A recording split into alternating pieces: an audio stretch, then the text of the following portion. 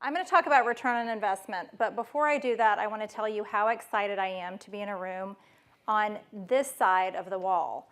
And I'll tell you why I'm excited to be on this side of the wall, because my job previously was to sell what you write, okay? And we were never allowed to talk to you, ever, ever. Sales, who knows anyone in sales, in media? You are not allowed to talk to the people on the other side of the wall, right? Salespeople do not go into the newsroom. Right, so I'm going to talk to you a little bit about ROI. And ROI is what we sold and what you deliver and how you get measured. Now, you may be asking yourself, what in the world does that have to do with me?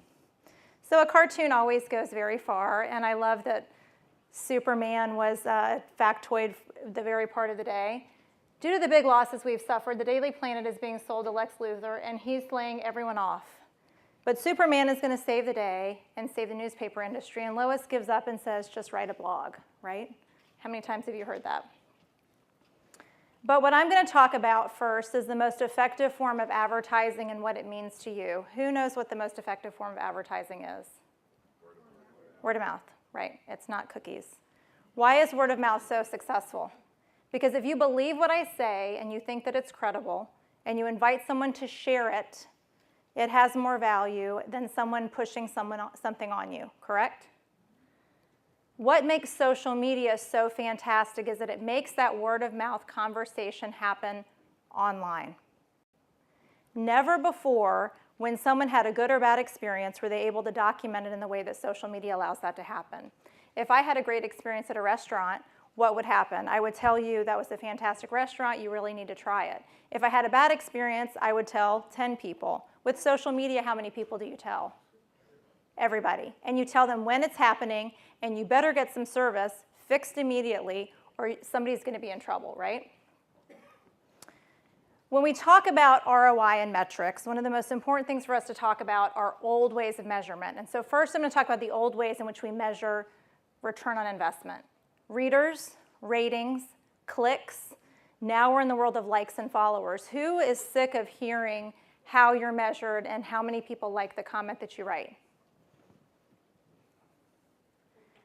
But why am I talking to you about ROI? Why? It's the holy grail. Return on investment and understanding the value of the content that you write, the content that you curate, and how it is sold is how you will be successful in the new world of media. And it will define how you're successful, how your industry is successful, how the property that you work for is successful, and if you understand that currency, you have value. So guess what? Everything you do is social media, and the reason I say that is because I want to talk to you a little bit about showing me the money. I promise I won't do that dance because it's not good. For a long time, my job was to sell a percentage. So when I got into the world of TV, my job was to sell a rating. And a rating is a percentage of people watching a particular program at a particular time. And so we would talk to advertising agencies and say to them, if we promise that this program will do an X rating, and you give us $1 per rating, or $10 per rating, or $100 per rating, we will make that transaction. That will be the value of that program. We as sellers had no control over that. Then I worked for Media General. How many Media General alumni are in the room? Some of you. Welcome to the family. And then they said, Elissa, we not only want you to sell TV, we want you to sell converged things. So we want you to sell print as well. And so then I had to sell circulation and the elusive pass-on reader. And so I had to sell all these things to people that didn't quite make sense to me. And then the internet came into the world. Thank you very much, former vice president, for inventing that for us. And so we had the click and the view and the unique. And so my responsibility was to sell a value to a customer so that the station and the newspaper and the website would be successful. And we measured that in clicks, views, and uniques. But I always felt very, very frustrated. And I felt frustrated because I didn't believe that just because someone saw something or clicked it, that that meant that it had value. But I was told that that's not the answer, Elissa. The value for the customer is that they will go in and purchase, or they will go to the car dealership and they will test drive it, and then we know that there is value in what we're doing. But my question always was, what is the action? And I promise you that those of you that are reporters that write for the web are probably extremely sick of hearing, well, you know what, how many hits did your story get, right? Is that the value? I don't agree, which is why I quit my job and I started a social media company. And the reason I started social media is because I believe one very important thing. I believe that there's a way for us to measure value that is different than the click or the impression. And I think the metric for success is not just about a financial transaction. And the question again is, why do you care about ROI? Understanding your value, how your content is valued, not in the eyes of your editor, your producer, or your web manager, but to the consumer is the most important metric. Let's get one thing straight. Success is not viral. Repeat after me. I alone cannot make something viral. Congratulations. You now can teach several marketing classes in many universities around the country. But you can create an environment in which something does become viral. And then there's a problem. Because when something becomes viral, you completely lose control of your content. So is your objective to make something viral? Well, it is unless you work for a control freak. And how many of you work for control freaks? How many of you are control freaks? Okay. So what I want to talk to you about is ways that you can understand what makes your content valuable, how you can make it valuable to you and to the consumer, and how to keep making it happen. Which leads me to something extremely important, cookies. That's why I handed them out. Thank you, Ashley, for helping. Let's talk about cookies. 1,000 people buy your cookies or you distribute cookies, as I just did. I hope you enjoyed them. A sugar rush will give you the numb that is the idea that my presentation is fantastic. So this is what happens. You sell 1,000 cookies. 225 people love, love, love, love, love your cookies. They tell everyone, these are the best cookies I've ever had. They're fantastic. I love them. 200 people like your cookies and give you a thumbs up. 25 people could care less about your cookies, and I consider those people jerks, okay? 100 have a nut allergy, and you now have created some situation which is not good because you didn't have a sign up. 400 people hate your cookies, and half of them want to tell everyone how much they hate your cookies. 10% are vegan and cannot believe you had the audacity to sell them a cookie that had eggs and milk.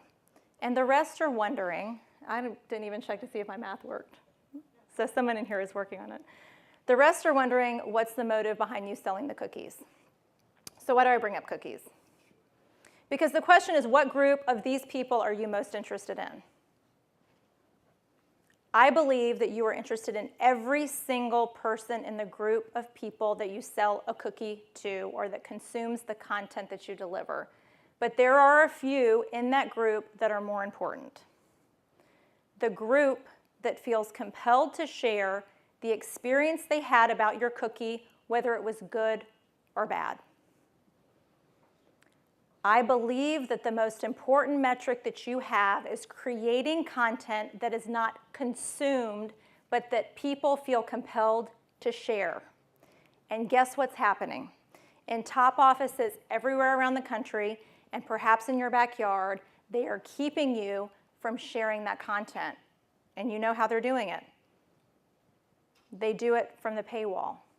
But before we talk about sharing, let's talk about the reality of oversharing. We live in a world of oversharing, don't we? There's too much information. What do we see on Facebook? What do we see on Twitter? Look what I just pulled out of my sofa. They included a photo that you probably didn't want to see. So then you laugh, and then you say, oh my God. And sometimes you look at content and you wonder, why are people sharing this information with me? So the message here is that content doesn't have to be long. It doesn't have to be compelling to anyone other than the person that's consuming it. So what do we know? We live in a world of everyone wants you to like them, like them, like them, like them. Follow me, follow me, follow me, follow me. Subscribe to my feed, like what I do. But let's talk about how Facebook, the social media site that has the most visits of any social site, they measure success in social reach. And they measure it as the total reach within a given time period over the number of times a post happened in that period. That's how they measure overall success, by social reach. I believe that we need to measure success in the content that you create, regardless of the platform, in shareability. Let's talk about what it is again. It is people that have an intrinsic passion of feeling that they must share your content with a sphere of influence of people that are important. They are becoming your brand ambassadors. They are valuing what you say. It is creating a word-of-mouth network for you so other people condone, share, and value what you're talking about. Who wants passionate people talking about their products, services, and content? But there's one little problem. And I like the word problemo, so let's use it. News organizations are charging people to share content. Anyone here have that situation? So this is the reality. We are all getting measured for the content that we create, and we're getting measured in unique ways. You need to understand the value and the way that you're measured. It isn't about money all the time. It isn't about the like, it isn't about the follow. It is about how much people feel compelled to share your information with their sphere of influence. Making people pay to share is intrinsically not good. You want to be seen as an expert. That's one of the things that we talk to all of our clients about. If you become a subject matter expert and people come to you for information, they will be more compelled to share your information because they don't have to fact check it. There is a proliferation of online journalists who are saying that they're journalists and they're not. So it's critical that you create a shareability factor in what you're doing. What are some best practices for shareability? Number one, encourage as much as you can to not have paywalls to have your content shared and distributed. Be the source. Be the subject matter expert for spaces in which you're talking about, and connect with people on social platforms that are also valuable. We all talk about creating a good headline, but one of the biggest frustrations in people sharing content is not only a good headline, but a good headline that doesn't trick people once they get into the guts of the content. The other most incredible feature in social media is that it's critical for you not only to share and distribute and push out your content, but to interact in a way that people feel like you're having a one-on-one conversation with them. And finally, it's the rule of kindergarten, and the one I tell my kids, share and share alike. We had a great story about someone sharing information from a competitor's source. If you see good information, share it. It will be shared as well. The golden rule, you can measure your value when you first understand what you're measuring, and understanding return on investment is critical to success. Enjoy your cookies. Thanks.